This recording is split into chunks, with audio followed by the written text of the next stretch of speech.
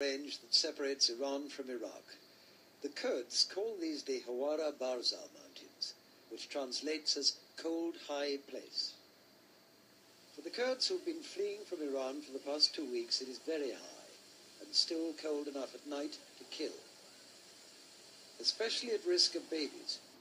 Kurds have big families. Well over half the refugees are children, from a few months to 10 years old. These mountain people, overburdened though they are by their babies and their baggage, are nothing if not resilient. But by now they're hungry, footsore, bewildered and frightened. What caused this exodus was not simply a civil war, but the slaughter, no less, of men, women and children.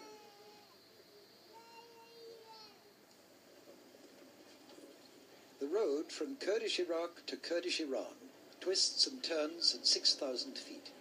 At this and 2 other major crossing points, hundreds of thousands of people and vehicles of every description are inching their way along little more than a ledge, a narrow, broken road with a cliff face on one side and a sheer drop on the other.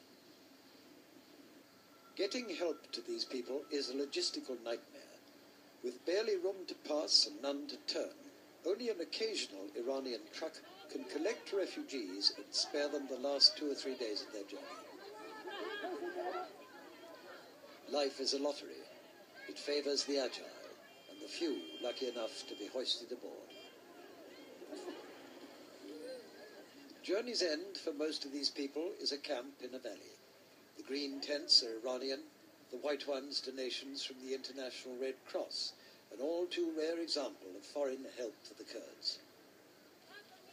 We seem to have been the first Westerners here, and felt the blast of much pent-up bitterness.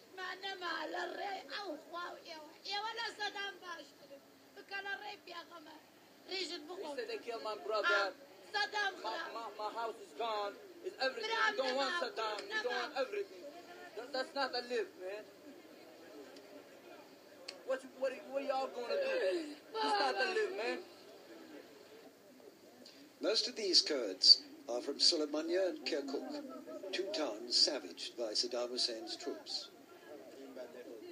One of these women says 19 of her relations were killed. The other says the eyes of one of her children were gouged out by the soldiers. Although 100,000 Kurds are now living in this camp, and many are sick, one small building has to serve as a clinic. In a room barely 10 feet square, Kurdish doctors, themselves refugees, were treating severely dehydrated babies with intravenous fluid. They told me that 4 babies had died the night before. Dr. Kawad described what happened in Kirkuk a fortnight ago. They bombed the hospital, and after me, when we were running, they killed some of the patients, as I said. You know that? They killed the patients? After me, because there is some doctors still, after me came. Yes. Yes, they speak that. And what they did they are tell you? Sure about that. They say that even the patients will be thrown from the 3rd floor, wounded patient. Even the civilian patient. Were thrown? Yes. Were thrown? Yes. By the Iraqi soldiers? By the Iraqi. Even the patients there is with the patients Iraqi soldiers. Yes. They are wounded before Kirkuk liberation. They were still in the hospital. Even there, they thrown them to the ground. Driving on towards the border, we realized that the biggest refugee camp is the road itself. An endless line of stationary vehicles. Drivers told us it had taken them 9 days to travel 30 miles. The congestion, perhaps 500,000 people are strung out on this road alone, rules out the orderly distribution of food.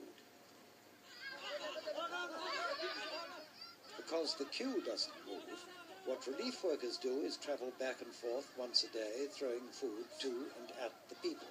It's well meant, but the result is chaos. People who are too old or too tired to join the scramble get nothing, and it's dangerous. A small girl was cut in the forehead trying to catch a flying tin of tuna fish.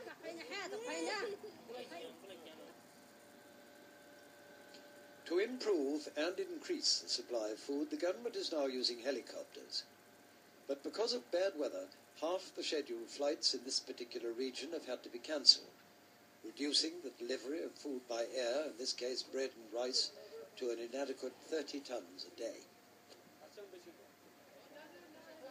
Some of the bread was handed out there and then, causing yet another scrum. But from it, an old lady emerged with her haul of bread intact.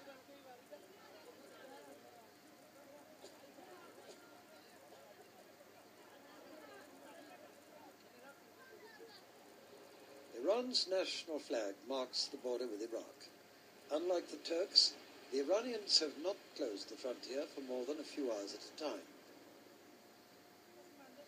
The new arrivals feel they've reached a sanctuary. What they don't know is it'll be days, maybe weeks, before they reach the end of the road. According to the government, 1 million Kurds have already crossed into Iran. And there is the queue still inside Iraq. The government says it consists of 500,000 more people and stretches back for 40 miles. Among those who crossed while we were there was a young couple with a child who'd walked all the way from Sulaymaniyah. It must be 100 miles. Both were exhausted, physically and emotionally. How long have you been walking? More than 2 weeks. 2 weeks you've been walking? Yes. 2 weeks. We saw. No. Please send our message. If Saddam Hussein is a stupid leader, why they hit him? 5 million people are in this mountain, in this coldness, in this rain. Who is responsible for this? Our house is destroyed.